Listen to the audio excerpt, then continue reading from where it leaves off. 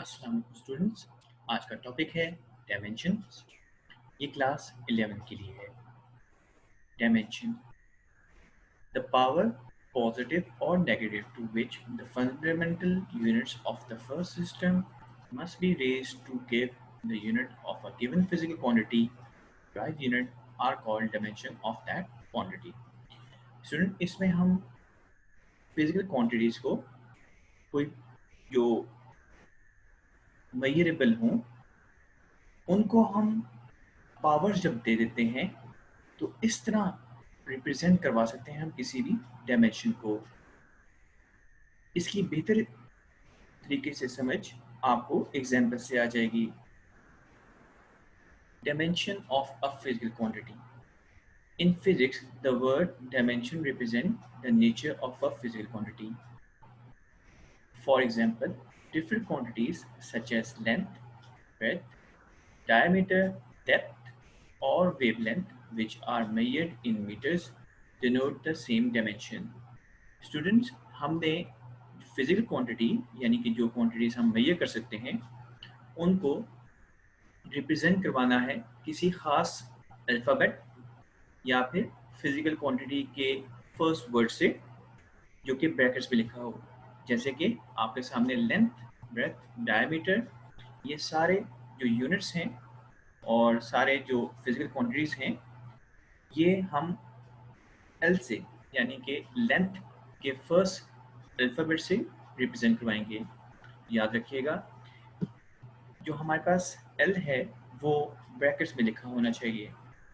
इसी तरीके से स्टूडेंट्स, मैथ्स को हम एम से, कैपिटल एम से और ब्रैकेट्स के अंदर रिप्रेजेंट करवाएंगे।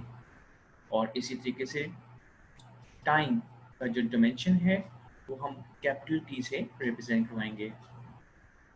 स्टूडेंट, आपकी आसानी के लिए मैंने लेंथ को ब्लू से, मैथ्स को ग्रीन से और टाइम को रेड से रिप्रेजेंट करवा दिया है। The dimension of derived quantities are the product of dimension of the base quantities from which the quantity is derived. Base quantities यानी कि ऐसी quantities जो कि खुद से बनी हो, फंडामेंटल हों, उनको आपस में मल्टीप्लाई या डिवाइड करके जो नई क्वांटिटीज बनती हैं उनको हम ड्राइव क्वांटिटीज कहते हैं। डायमेंशन उनको भी हमारे सामने आसानी से जो है वो सॉल्व कर देता है। इसी वजह से हम डायमेंशन को अक्सर औकात अपनी इक्वेशंस और अपने फॉर्मूलाज में यूज़ करते हैं। For example, area defined as length multiply by length. Students, जैसे कि लेंथ एक बेस क्वांटिटी है और लेंथ मल्टीप्लाई बाय लेंथ एक ड्राइव क्वांटिटी है, यानी कि बेस क्वांटिटी से ही बनी हुई है। Is a dimensionally area. Area is equal to L square, dimensionally written in brackets. Speed v is defined as distance covered per unit time. अब यहाँ पे स्टूडेंट्स हमारे पास डिस्टेंस भी है l और टाइम भी है t, सो हम लिख सकते हैं इसको l डिवाइडेड बाय t। अब देखिए इसको हम सॉल्व कैसे करते हैं। एग्जाम्पल, स्पीड या वेलोसिटी की बात करते हैं। For velocity, velocity is equal to distance over time. हम इसको डायमेंशन में l डिवाइडेड बाय t लिखेंगे और डायमेंशन में ही हम इसको l t इनवर्स भी लिख सकते हैं क्योंकि यहाँ पे t डिवाइड हो रहा है। और लास्ट आंसर के तौर पे हम इसको लिख सकते हैं l इंटू t इनवर्स। ये ब्रैकेट्स के अंदर है। ये डायमेंशनल रिप्रेजेंटेशन है इसकी वेलोसिटी की। स्टूडेंट्स, याद रखिएगा, इसमें L जो है वो लेंथ ब्लू से रिप्रेजेंटेड है और जो टाइम T वो रेड से रिप्रेजेंटेड है। Some term used with dimensions. Dimension variables, those physical quantities that have dimension but variable magnitude are dimensional variable quantities. Example, force, energy, acceleration. यहाँ पे students हमारे पास मुख्तलिफ मैग्नीट्यूड्स यानी कि उनकी क्वांटिटीज़ को रिप्रेजेंट किया गया है। इसमें इन सब की डायमेंशंस जो हैं वो वेरी कर रही हैं। फोर्स की अलग डायमेंशन है, एनर्जी की अलग डायमेंशन है और एक्सेलरेशन की अलग डायमेंशन है। Dimension constant. Those physical dimensions, quantities which are constant in magnitude are dimensionally constant quantities, such as speed of light in vacuum, Planck's constant, gravitational constant, ideal gas constant, etc.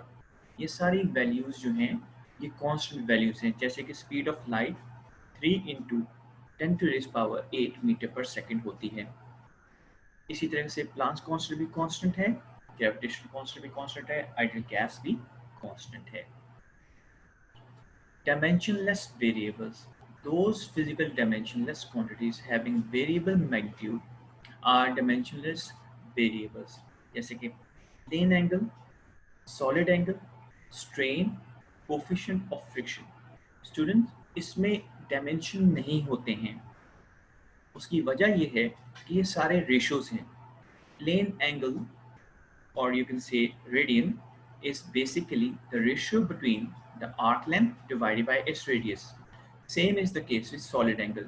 Strain, अगर आपको याद हो, तो change in length divided by original length.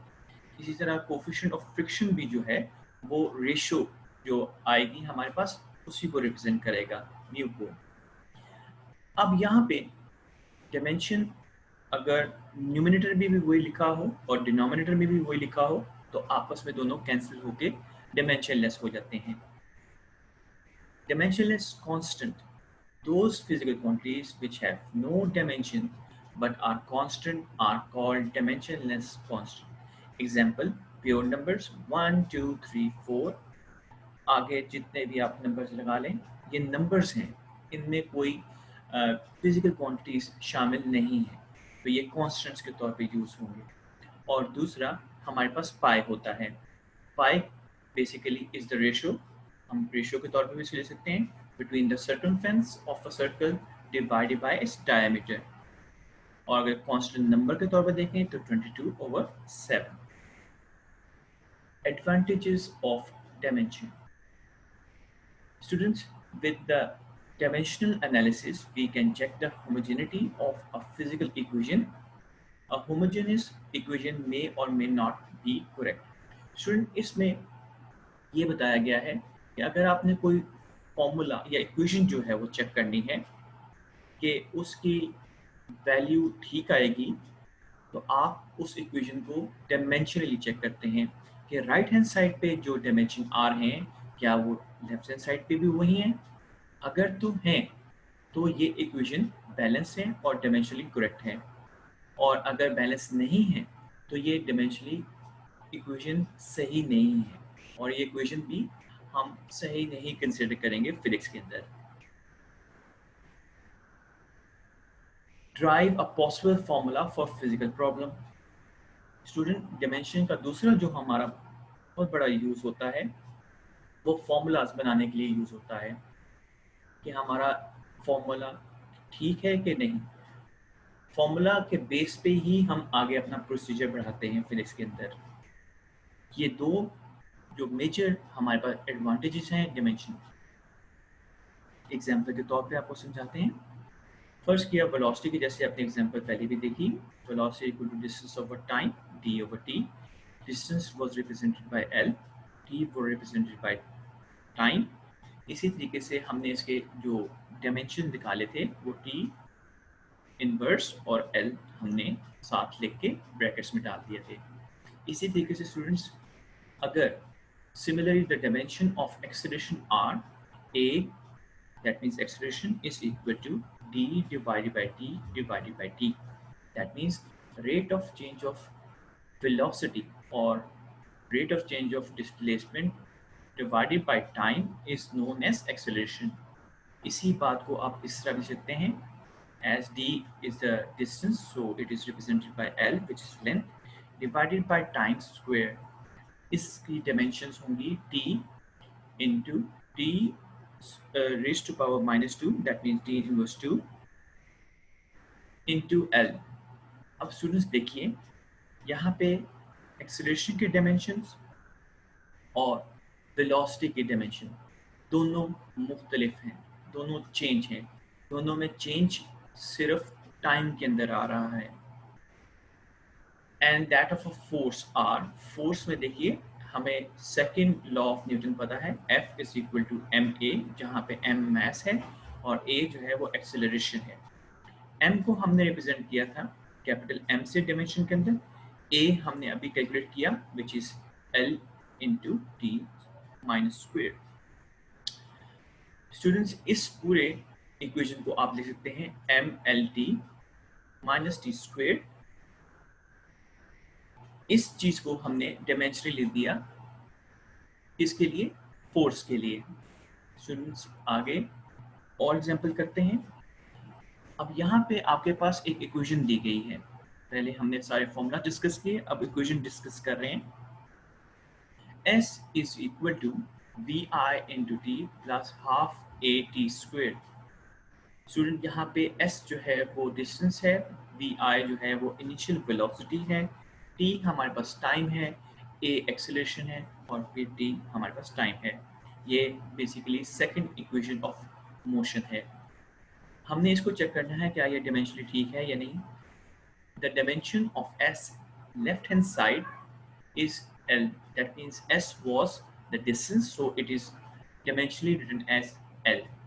हमारे पास left hand side तो एक complete हो गई।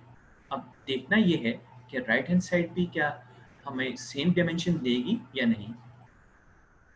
And on the right hand side vi, that means initial velocity into t plus half at square is equal to the dimension of vi into t, that means velocity was represented by L over t, and the small t, that means the time, were represented by t in this case। इसमें यहाँ पे L T over T जो है वो we I into T को represent कर रहा है। हाफ ए टी स्क्वेयर को हम कैसे देखेंगे, 1/2 एज इट इज। ए वो represented by length divided by time square, और टी स्क्वेयर भी लिखा हुआ है तो हमने टी स्क्वेयर से भी इसको रिप्रेजेंट करवा दिया है टाइम के डायमेंशन के साथ। अब स्टूडेंट कैंसिलेशन करेंगे, आप देख सकते हैं कि यहाँ पे भी टी है और डिनोमिनेटर में भी जो है वो टी है, इन दोनों को कैंसिल करेंगे। इसी तरीके से स्टूडेंट्स यहाँ पे भी टी स्क्वेयर आपस में कैंसिल हो सकते हैं, they can be cancelled. whatever is left we have to write that equation। right hand side will be equal to L, that was left over here, plus half L, that means we can represent it like this। Students अगर हम इन दोनों quantities को add करें तो हमारे पास 3/2 L आ जाएगा। 3/2 is basically a number, it is not a dimension, it is a constant value, but हमारे पास जो डायमेंशन आ रही है इस पूरे केस में वो L है। सो अगर आप लेंथ को देखें लेफ्ट हैंड साइड पे तो हमारे पास L को रिप्रेजेंट कर रहा था, राइट हैंड साइड पे भी हमारे पास डायमेंशन L में ही आ रही है। तो हम कह सकते हैं फ्रॉम द अबव इक्वेशंस जो हमारे पास L की वैल्यू है और राइट हैंड साइड पे भी L की वैल्यू है, दोनों केसेस में लेफ्ट हैंड साइड और राइट हैंड साइड इक्वल आ रहे हैं। सो हमारी जो इक्वेशन ए है वो बेसिकली हमारे पास डायमेंशनली करेक्ट है। एक और एग्जांपल से समझते हैं स्टूडेंट्स। प्लांक्स कांस्टेंट, स्टूडेंट ये एक फॉर्मूला है जहाँ पे h हमारे पास प्लांक कांस्टेंट है, is equal to E stand for energy divided by frequency f, वे E is equal to mgh। Students यहाँ पे एनर्जी को हमने पोटेंशियल एनर्जी कंसिडर कर लिया है, आप इसको काइनेटिक एनर्जी से भी कर सकते थे और वर्क के डायमेंशन भी एनर्जी के बराबर ही होते हैं, आप उससे भी कर सकते हैं। m हमें पता है कि मास है, इसके जो यूनिट्स होंगे वो किलोग्राम में हैं। g हमारे पास ग्रेविटेशन एक्सेलरेशन है जिसको हम मीटर पर सेकंड स्क्वायर से यूनिट्स में लिखते हैं, और h हाइट है उसको हम मीटर से रिप्रेजेंट करेंगे। स्टूडेंट्स मैंने फिर जो है वो कलर कोऑर्डिनेशन कर दी है, मास के लिए ग्रीन लेंथ के लिए ब्लू और टाइम के लिए रेड कलर जो है वो चूज किया है। स्टूडेंट्स, किलोग्राम को हम डायमेंशन में कैसे रिप्रेजेंट करेंगे? एम से। मीटर को हम रिप्रेजेंट कैसे करेंगे डायमेंशनली? एल से। टी को हम जो सेकंड्स है उससे रिप्रेजेंट कर रहे हैं, और यहाँ पे डायमेंशनली हम टी से रिप्रेजेंट ही करेंगे डायमेंशनली, टी स्क्वेयर। और लास्ट में जो हमारे पास एम आ रहा है मीटर्स का, उसको भी हम एल से रिप्रेजेंट करेंगे। इसी तरीके से हमारे पास जो डायमेंशन एनर्जी की बनेगी वो m to raise power 1, l to raise power 2 because both of these l were multiplying, and t to raise power -2. Dimension for h और प्लांक कांस्टेंट, क्योंकि स्टूडेंट्स हमारे पास एनर्जी पर यूनिट फ्रीक्वेंसी थी, इसी तरीके से एनर्जी के dimension divided by frequency के dimension. Frequency basically students क्या होती है? एक सेकंड के अंदर कितनी वाइब्रेशन हुई है, हमने इसको नाम दिया है फ्रीक्वेंसी का। ये इन्वर्स होता है टाइम पीरियड का। टाइम पीरियड क्या होता है? टाइम पीरियड एक वेवलेंथ को कंप्लीट में होने में, या फिर एक वाइब्रेशन को कंप्लीट होने में जो टाइम लगता है उसको हम टाइम पीरियड कहते हैं। So frequency is the inverse of time period, so that is why हमने लिखा टी इनवर्स।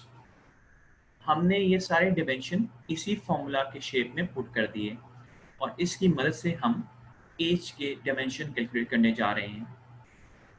हमारे पास इसी चीज़ को हम मैथमेटिकली लिखेंगे m to the power 1 l to the power 2 into t to the power -2 divided by t inverse. इसमें हमने cancel कर दिया t इनवर्स और t to the power -2 को। हमारे पास जो बाकी वैल्यूज बची वो डिमेंशन ऑफ एज यानी कि प्लांक कांस्टेंट हैं, जिनकी वैल्यूज हैं m which is a mass to the power 1, length to the power 2 and time raised to power -1। Students, example एक और करते हैं। The time period of a simple pendulum possibly depends upon length of the time pendulum, mass of the bob, acceleration due to gravity, angular displacement। Student, हमने यहाँ पे time of a simple pendulum को red colour से और T से represent किया है, acceleration due to gravity G को हमने रिप्रेजेंट किया है, लेंथ ऑफ अ पेंडुलम को एल से, और एंगल थीटा जो है वो हमने angle of the mean position लिया है। अब हम इसको डायमेंशनली इस इक्वेशन को सॉल्व करेंगे।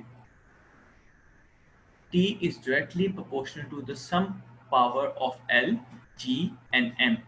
यहाँ पे स्टूडेंट्स हमने टाइम पीरियड को डायरेक्टली प्रोपोर्शनल कहा है L के, time period is directly proportional to G, that means gravitational acceleration जो कि ब्राउन कलर से रिप्रेजेंटेड है, and time period is directly proportional to M, mass. हमने इन सब को पावर्स दे दी हैं, L की पावर A, G की पावर B, M की पावर C। स्टूडेंट, हमने इन तमाम इक्वेशंस को कंबाइन करके एक नई इक्वेशन बनाई है। T is directly proportional to L to power A into G to power B and M to power C। हमने जब प्रोपोर्शनैलिटी को इक्वलिटी में कन्वर्ट किया स्टूडेंट्स, तो हमने एक कांस्टेंट वैल्यू K लगा दी। इसके डायमेंशंस हमने नहीं रिप्रेजेंट करवाए क्योंकि इसके डायमेंशन कांस्टेंट हैं। T is equal to K into L to power A, G to power B and M to power C। हमने इस इक्वेशन को इक्वेशन A कह दिया है। स्टूडेंट्स, अब हम एक प्रोसेस जो मैथमेटिक्स में यूज करते हैं हम इधर अप्लाई करेंगे, वो होगा कंपेयरिंग द कोफिशिएंट। यहाँ पे लेफ्ट हैंड साइड पे जो कोफिशिएंट होंगे हमने उनको कंपेयर करना है राइट हैंड कोफिशिएंट से। इससे हमें जो डायमेंशन है वो पता चल सकते हैं, और हम टाइम पीरियड का फॉर्मूला जो कि हमसे डिमांड किया गया है क्वेश्चन के अंदर, हम उसको निकाल सकते हैं। लेफ्ट हैंड साइड पे देखें तो सिर्फ टाइम है हमारे पास।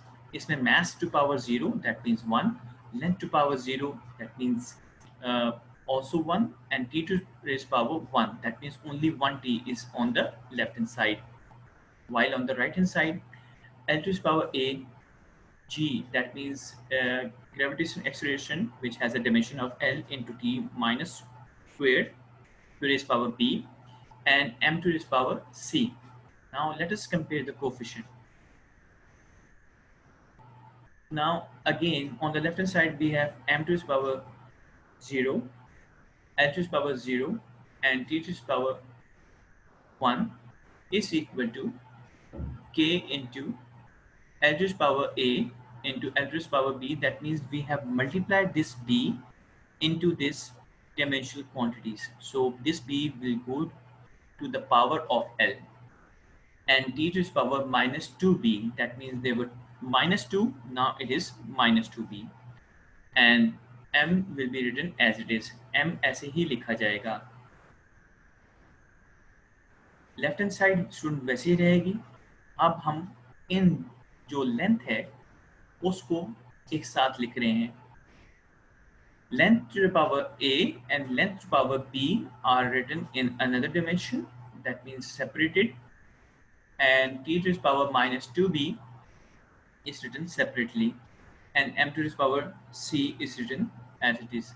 हमने लेंथ के डिमेंशन अलग कर दिए हैं, टाइम के डिमेंशन जो कि रेड कलर में है उसको अलग कर दिया है, और मैथ्स के डिमेंशन अलग कर दिए हैं. स्टूडेंट्स लेफ्ट हैंड साइड अभी भी वैसे ही रहेगी. हम राइट हैंड साइड को मजीद सॉल्व करना चाहेंगे. अब यहाँ पे k into L to power a, L to power b and t to power minus 2b and m to power c लिखा जा रहा है. यहाँ पे हमने सिंपल जो है वो रिप्रेजेंटेशन कर दी है कि अब हम दोनों को ऐड करने जा रहे हैं. सेम केस हमने यहाँ पे एडिशन कर दी है. अगर दो वैल्यूज़ जिनकी पावर डिफरेंट हों लेकिन बेस वैल्यूज़ जो हैं वो सेम हों तो हम उनकी पावर्स को ऐड कर सकते हैं. इसलिए हमने a प्लस b ऐड कर दी है. Next step left hand side again same. यहाँ पे हमने इसको बड़ा सिंपल तरीके से लिख दिया है. k is equal to L to power a plus b and t to the power minus 2b and m to the power c. Comparing the power of m, l and t we get, अगर हम देखें m की power 0 थी इधर, m की power c, so c is equal to 0. हमने powers जो है वो कंपेयर करवाई हैं on left hand side as well as on right hand side. Length की पावर अब चेक करते हैं.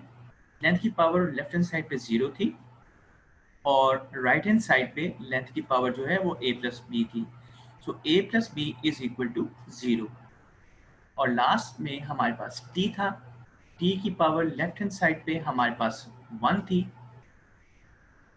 और राइट हैंड साइड पे हमारे पास इसकी पावर माइनस 2b थी.